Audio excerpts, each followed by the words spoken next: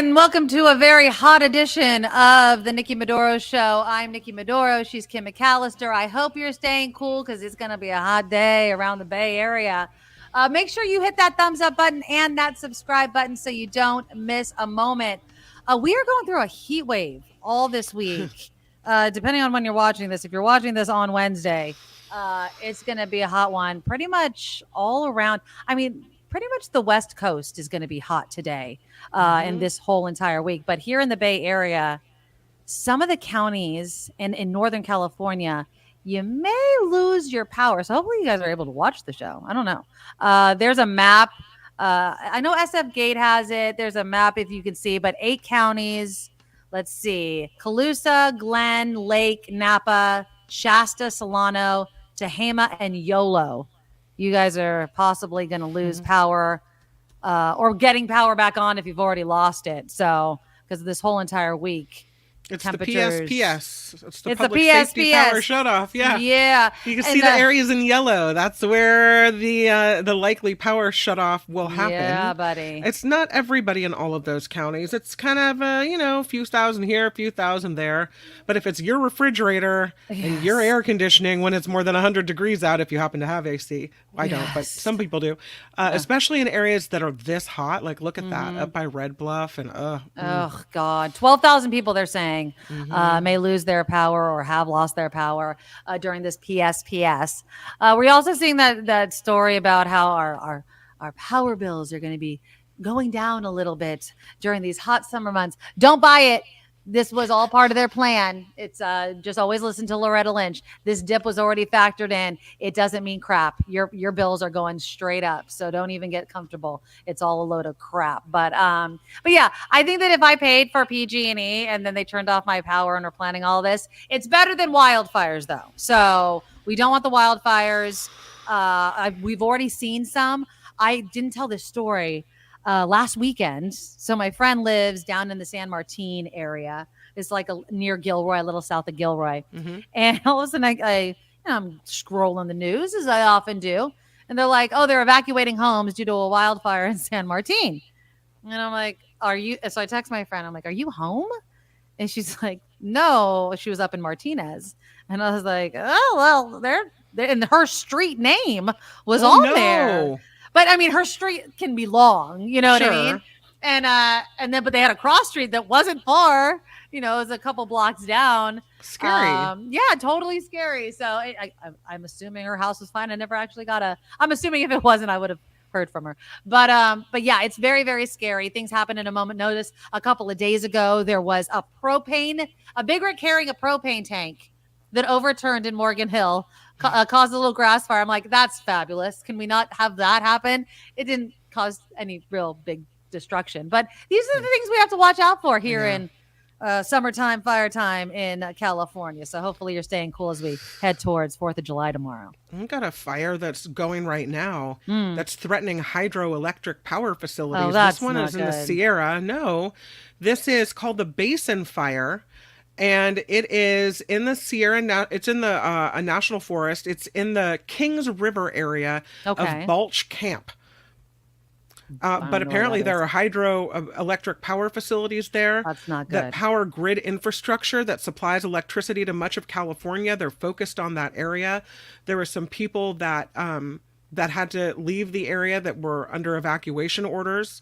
So this fire, it was earlier this week, and I don't know what the current number is, at more than 12,000 acres. Yeah. So they grow really quickly. And again, wind picks up, they're screwed. It's just crazy. And again, as people travel around for the 4th of July holiday, you got to keep these things in mind. If you want to go camping and what have you, I think about it all the time because I love camping. But during the summertime, you could have camping plans and reservations and all sorts of things. And then all of a sudden, in a moment's notice, you got to be out. Yeah. So if you're heading to places like Tahoe or Yosemite, you have to keep that in mind. If you are going to Yosemite, were you? I was just going to say it's windy and hot. Yes, so exactly. Wind is a really big problem. Yeah. Anyway, yeah. But if you're heading to Tahoe, something to keep in mind, they're doing it again. They did this last year. I don't know if it worked last year because I remember last year remember the big trash heap that was left behind in Tahoe? Yep. Well, they're banning alcohol again. at Lake Tahoe's 3 most popular beaches. That's Nevada Beach, Zephyr Cove Resort, and Zephyr Shoals. Public consumption is also banned at Chambers Landing in Tahoma for the entire holiday weekend. That's July 3rd through the 7th. So if you are caught with booze, infractions could result in fines of up to $5,000 for individuals, $10,000 for organizations, or even prison times. Can you imagine being in an organization and boozing it up and being totally busted? But look at that. So that here's is what people disgusting. do. So here's what they do. They pack up these coolers, they pack up these drinks, they pack up the tents, they pack up the chairs. Even see the chairs there? Yeah. And then gross. they just walk away from it all. How do you do that? How do you do that? That's disgusting. I mean, I guess these are people that have money to burn and they're like, hey, we're just going to bring all this stuff up. Don't worry about taking it back. It's totally fine. That's just ridiculous. I mean, look at all the garbage. And so then it's notorious for July 4th. Yeah. And the people that live there know. So they stock up on their groceries so they don't have to come out of their houses because they know the tourists are coming and they know this is going to happen. So if what we have to do is have drinking bans and have not only the CHP, every single law enforcement officer that is in the Tahoe area will be out. You don't get vacation on July 4th. That's what they say. Yeah. Everybody out is going to be writing citations for public drunkenness, for public drinking, and everyone will be cited. If that's what it takes to keep this area pristine and beautiful, because again, we can't have nice things because a bunch of people are jerks and only think of themselves, then that's what we have to do. 8,000 pounds. 8,000 pounds of trash was left behind following the 4th of July holiday last year. So and they just get drunk. They're passed out. They're like, oh, leave it behind. But what they're also doing this year is there's going to be more trash cans. They're going to be handing out garbage bags to people just to kind of put it in people's minds like, hey, pick up your stuff, which I think is great. Because also, and this was what some people were saying last year. Obviously there were people helping clean up. They're saying the garbage cans were overflowing with garbage. Yeah. So if they're not emptied, that also creates a problem. It's just like, well, if they're not being emptied or they're overflowing, we need more of those things. So I know that the infrastructure type stuff of garbage cans is going to be remedied this year. So hopefully they don't have that problem. But if you go to Lake Tahoe, one of the most beautiful places in California, if not the world, please don't trash it. Geez Louise. It's so disgusting. And we don't want more headlines like we had last year. That's embarrassing. I'd like to think, and maybe it's wrong because I've never been this drunk in public. I'd like to think that if I was rip-roaring drunk, even then, and even if I sucked at cleaning, I'd still be trying to clean up. Oh, yeah. I wouldn't leave my crap behind. I would not leave my crap behind. Well, you'd be like, I'm trying to put it in the bag. I mean, I would at least try to.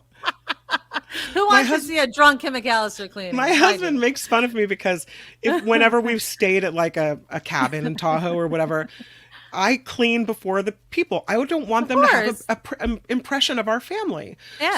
So do I know that there's a housekeeper coming to wipe down the counters? Sure, but I don't want to leave my crumbs for someone else to wipe up. No. I don't want to leave you clean for the cleaner. You have to clean for the cleaner. You clean for the cleaner. Yes. So that when they get there, right, they're looking around thinking, all right, I've got a vacuum and maybe I'll polish things up, but I don't have to clean up somebody else's grime and crud and trash. No. I mean, you know who I feel like celebrities do that, right? Like these entitled a-holes probably leave their underwear on the floor, their bottles all over the place. Yeah. But like us lowly regular people, we're like, oh my God, let's clean for the cleaners. I'm like stripping the bed so the housekeeping people don't have to do it. Oh, look at that. So that's Sand Harbor in Tahoe. Can you imagine going there and leaving your crap everywhere? No. Your old bottles and your cigarette butts and your day tents and your chairs. No, look at this. A-hole. I mean, how amazing of a place is this? And people would go and trash it up. No. Don't do that. Don't do that at all. We love our home. We love California. Tahoe is gorgeous. And yeah, we have friends that live up there. One of James's oldest friends lives up there and has lived up there for a very long time. And yeah, he hates the tourists. It's always so funny. Like he didn't grow up in San Jose, but he's lived there for a very long time. So he's considers himself one of the locals. And yeah, he probably does what you were just saying, stays the hell away from places like Zephyr Cove during the 4th of July holiday. I was reading this article about this one lady. She laid it all out. She goes, "We know Yeah. how many people, especially from the Bay Area, no offense, because we're Yes. both from the Bay Area, how many Yes. people are going to come up here?" She goes, "So we all have a plan. We go to the grocery stores before all the stuff is sold out, and we go and we buy all the things that we're going to need for about 2.5 weeks. Wow. And all the things that we are going to need. We gas up our car if we need, just in case of emergency, like fire or something. We get all the groceries that we need so that we don't have to come out of our house for any reason. So if we want to be in our backyard and hang out, that's great. But we do not venture out. That's because so it's sad, crazy. though. I know. We're Imagine keeping them like, prisoner in their own home. Yeah, exactly. And especially in a gorgeous place, like you would want to go out. But again, you wouldn't be able to enjoy Tahoe for what you love about Tahoe because it's just so crowded with drunken maniacs. I mean, I love Tahoe. I love just floating in the lake. But when it's just so crowded with people, it is kind of a bit much. So I lived in Santa Cruz. We used to call people that came over from San Jose valleys. No offense. Okay, that makes sense. But it makes sense. The valleys would come over, and the valleys would leave trash on the beaches. And then it was up to the beach groups to go out and pick up the garbage. But when you're a local in Santa Cruz and you see people trashing the beach and leaving their food behind and trying to, bury foil and things and the sand. So no. If you take it to the beach, you pack it out with you. Take it out. It's angering. Right? When you see people, I would agree completely. You see the valleys coming over and they're leaving their garbage behind, and then they're getting in their car and going back over the hill and leaving you with the mess. Yeah, it's so frustrating. I can imagine it's better for all involved if the people that live in Tahoe or the people that live in Santa Cruz just stay away when the tourists are coming. Because you're going to have to clean up regardless. Yeah. You know that the surfing groups are going to have to go out there. You're going to have to go out there the next time. You'd bring a bag with you just to go walk on the beach because you knew you're going to find trash. Of course. Yeah. And that's what's so sad. It's like you need to, I hope, I would hope they actually blow up that picture that of last year trash of that picture. All that trash and be like, please don't let this be a repeat of last year. And hopefully people bring enough garbage bags. That's what they need. They need to bring enough garbage bags. Also, if you have a freaking cooler, throw your trash in there. If you've eaten and drank all your drinks, throw the trash in there. That's usually what we do. You know what I mean? It goes right in there. Come on, people. Be respectful. What are you? Amateurs over here? Come on. I just want you to know that even though you're a valley, I totally love you. Thank you. I would never do what those valleys did, let me tell you. All right. Well, speaking of home, let's talk about something in San Francisco that I know so many people, are definitely on one side or the other. So this week, San Francisco became the first California city to miss its housing goals. I feel like they did it on purpose. I feel like there was no way in hell they were going to be able to make their housing goals. And this is the headline in the Chronicle. It says San Francisco becomes the first California city to miss its housing goals. The impact will be massive. So basically, this is all due to Senate Bill 423, and it streamlines basically how long it takes to build development, any sort of housing in the city. This is Mayor London Breed, and I'm using the collective we, San Francisco, goes from having the longest amount of time, basically, I guess, to the shortest. So here she is. Enough is enough. San Francisco is not a museum that should be stuck in time. It is a city with actual people and opportunities for people to live here. It will always be a beautiful city. And there is no harm that's going to come to a neighborhood if we build 6 or 8 stories of housing in those neighborhoods, in opportunity sites. Enough is. So basically, there's going to be a lot of housing built very, very quickly. So let's see. So San Francisco's housing element requires that it plan for 82,000 new units between 2023 and 2031. San Francisco has authorized about 3,900 units in the past 18 months, a little more than 3,000 in 2023, and 831 so far this year. That according to the planning department. San Francisco being subject to missing it means that most proposed housing projects will not require approval from the Planning Commission, won't be able to be appealed to the Board of Supervisors, won't have to undergo extensive environmental reviews. Now, this does not apply to large projects that are subject to developmental agreements like the Hunters Point Shipyard, Pier 70, Treasure Island, or the redevelopment of Stonestown. And it also doesn't apply to projects inconsistent with zoning. Do you think that there's anything wrong with accelerating building in a city that is notorious for dragging things out? Again, went from having the longest amount of time to build housing to pretty much becoming the shortest. It's hard because I kind of agree with what Mayor Breed was saying as far as we don't want to just throw things up, like throw up these buildings, right? That don't fit the neighborhoods, that aren't right for San Francisco. On the other hand, you've had time to figure it out. Right. So what's the holdup here? Exactly. I mean, again, I think, obviously they set these goals so high. There's no freaking way that San Francisco was going to be able to make it. They were going to miss it. So I feel like this because they knew they were going to miss it, and then they could streamline it all. They had that. Remember the plan they had to build that massive tower out by the ocean beach? Mm-hmm. And it's like nobody wants that out there. Nobody, that's not a right fit for these areas to have high rises by the San Francisco Zoo. That's just not going to work. But I feel like there's so many empty buildings and so many office buildings that they probably could have met that goal. Buildings that are already there and vacant. So I don't know. Well, changing an office building into housing isn't easy necessarily. We talked about this during COVID, right? Like all these buildings are vacant. Why don't we just convert them? And it's the plumbing and the kitchens and all that sort of thing would have to. But I do feel like somebody could do it. Now, according to the Chronicle, apparently interest since they missed the deadline or all that's kind of been tentative from developers. But the executive director of the Housing Action Coalition expects enthusiasm to pick up once the laws are better understood. We are so behind in housing that for people saying, not in my backyard, all of those sorts of things, and then are tired of the homeless, I don't know how they're not making that connection. I understand mental illness. I understand drug addiction. I understand that there is literally that part of the problem. But there is also a lack of affordable housing. There needs to be more housing, not just in San Francisco, all across the state. And so I don't have a problem with having these housing goals that need to be met within a certain time frame, not just this, pie in the sky idea. Okay, well, by 2050, like, give me a freaking break. We need housing now. So 20, 30, whatever reasonable time frames, I am totally behind. And then if you miss it, then it's totally streamlined and we need to just full steam ahead and make it happen.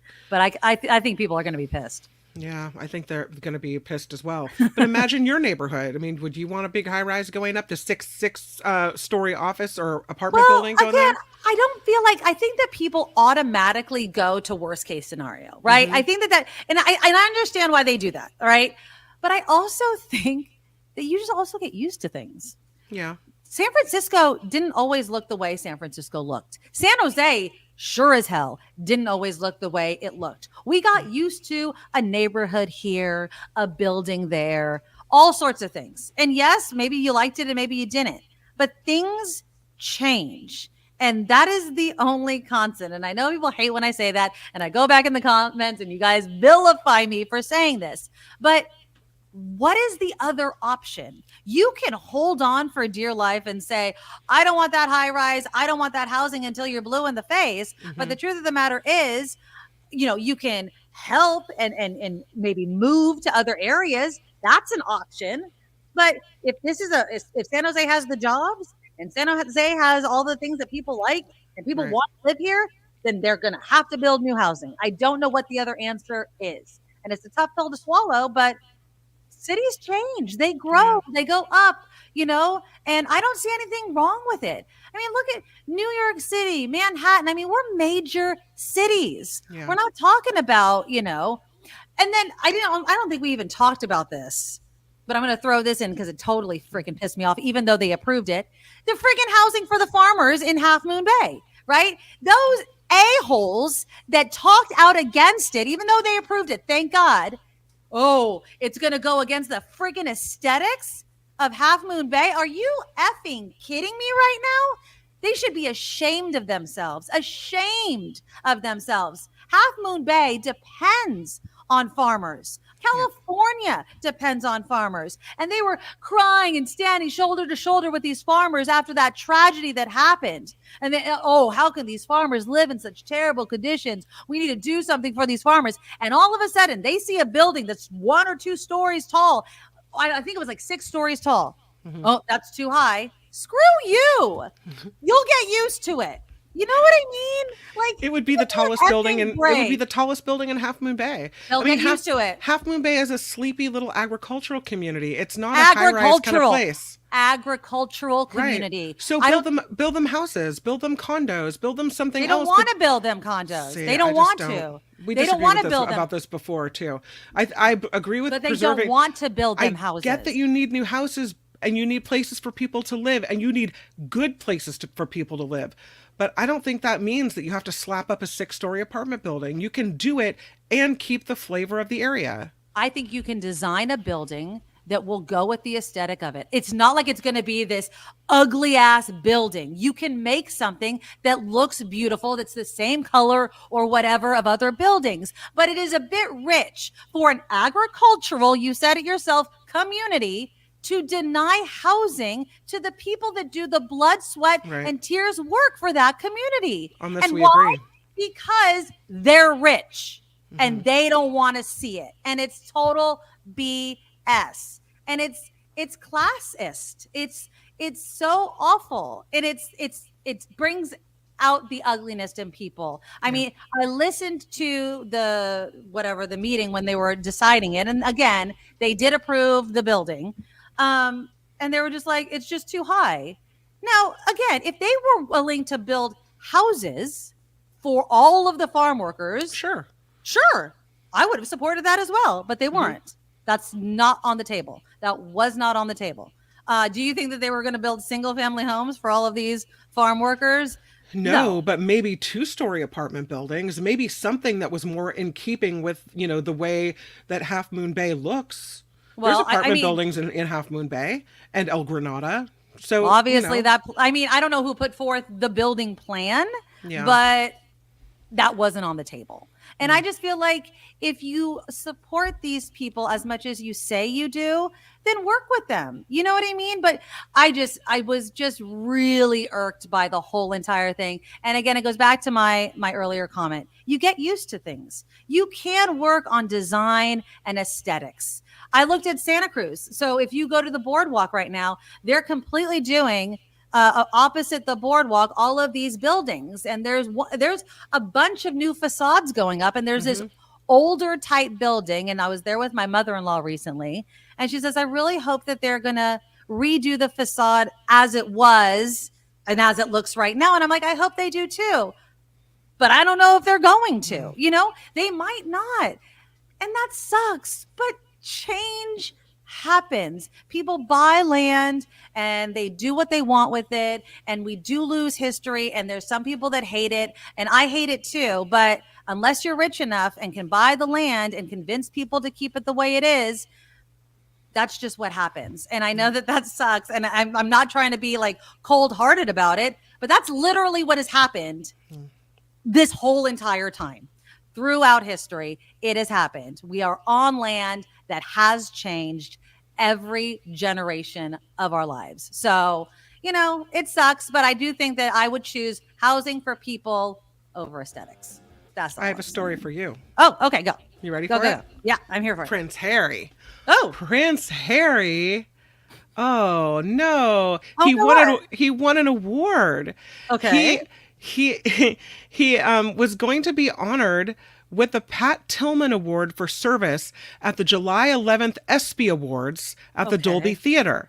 That's great, right? He's got his Invictus Games that I was like, well, is that a celebrate sports award? I'm like, why is he winning a sports award? Okay. the people that were injured in battle, military members of the military, and they go and they're amazing with the all the things that they can do, and I don't know. But Pat Tillman's mom came out Okay. and said that it shouldn't be enough for the award. So I guess, She doesn't like that he received the award, you mean? No, the Invictus Games Foundation supports wounded veterans. And she said that in itself shouldn't be enough to get this award. She said there are interesting. far more fitting people who deserve to be recognized more than the controversial and divisive Harry. She said these individuals do not have the money, the resources, the connections, or the privilege that Prince Harry has, and I feel those types of individuals should be recognized. Ooh, Ouch. that makes me uncomfortable. I don't think she should have commented on it. No.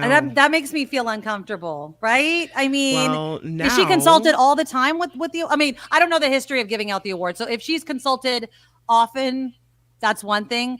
But to throw, her comments on it, just kind of, let's not make the award in and of itself controversial, Apparently it is.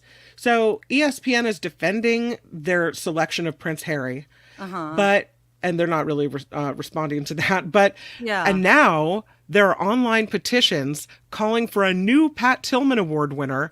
Tens of thousands of people have signed this. Oh, see, that sucks. And it does suck because what he has done with the Invictus Games is really amazing and wonderful. And I get that he's connected, and I get that he's wealthy, and I get that he has privilege and all of these things, and that maybe there were other people that should be considered as well. But I also think that just because he's privileged and well connected doesn't necessarily Right. mean that That he what doesn't he's do good. created with the Invictus Right. Games isn't important and isn't a wonderful thing to be celebrated or somehow remembered. So yeah. Interesting. Yeah, and it's her right. It's absolutely her right. It's her son's award, and I get it. I just, I don't know. I just kind of feel like it brings controversy to an award that I wouldn't want any controversy with. You know what I mean? Like, why even bring any sort of argument or negativity to it? Let's keep it a positive type thing. Right, If you don't, exactly. maybe behind closed doors, be like, hey, maybe next year, can we really try and do the unsung heroes? Maybe talk to the people behind it, because it's going to be an award given out every single year. Last year, I was just looking it up as you were talking. They gave it to the Buffalo Bills training staff who revived Damar Hamlin, who had cardiac arrest on the wow. field. Yeah. They got it. So again, it's a great award, but I don't think that the mom should, because now all of a sudden we're going to have 2 awards, and then Now they think people are going to be outside. When they walk in and they do the whole red carpet thing, they think that people are going to be outside booing and jeering, and it's going to be like a mess. Yeah, she shouldn't have done Yeah. that. I mean, you're allowed to have your own opinion. I just don't think that. Yeah, I get it. You're a mom. And again, she's allowed to say whatever she wants. And if Sure. it's your son's award, and I'm sure it's still a very raw emotion of losing your son like that. But still, can we not everything be a freaking controversy, Yeah. please? You know Well, what I mean? I'm sure for the ESPY Awards, they want big name people there. Like if Prince Harry's there, there's more cameras there and there's more attention there. So I mean, maybe ESPN is using that to try to get better ratings on the ESPY Awards. I don't know. But I just feel like it kind of makes the whole thing like, it's not like he wasn't doing good. It's not like it Sure. wasn't. So it's not like you like put a Band-Aid on a kid's knee and they're like, here you go. You know what I mean? Right. Like, come on, it wasn't that bad. All right, well, we'll see what happens, I guess. Yeah. All right, you guys, click the thumbs up button. Thank you so much for being here, and make sure you have subscribed. Share the show with your friends too, and any of the comments, we go back and read them. So let us know what you think of the show. The super chat also live, and thank you guys so much for donating. We depend on you to keep this show going. We love our Madorables. If you'd like to become an official Madorable, go to thenikkimadoroshow.com and donate to our Patreon or our PayPal. Our Patreon link is at thenikkimadoroshow.com. You just one time a month a donation, and we really do appreciate it. And go to paypal.com, hit the send button, and put in the email address, thenikkimadoroshow@gmail.com. If you're barbecuing tomorrow, what better way to barbecue than with Auntie Tabby's Island Flavors barbecue sauce? There's a guava barbecue sauce. There's a hibiscus and a pineapple hot sauce. They are delicious. Get the multi-pack if you want to try them all, and make sure you use the coupon code NIKKIM, NIKKIM, and you get 10% off every single time you order, and it's delicious, I'm telling you. And a portion of the proceeds not only go to the show, it goes to a skateboarding camp in Jamaica, so they give back to the community, and it's really awesome. All right, everybody have a great 4th of July. We will be back on Friday. Happy Independence Day. Love ya. Bye. Bye-bye. Nikki, you're oh so awesome, Miss Brown, like a beautiful blossom. You're also the best. I really can't rest. You're oh so awesome. Wow. Okay.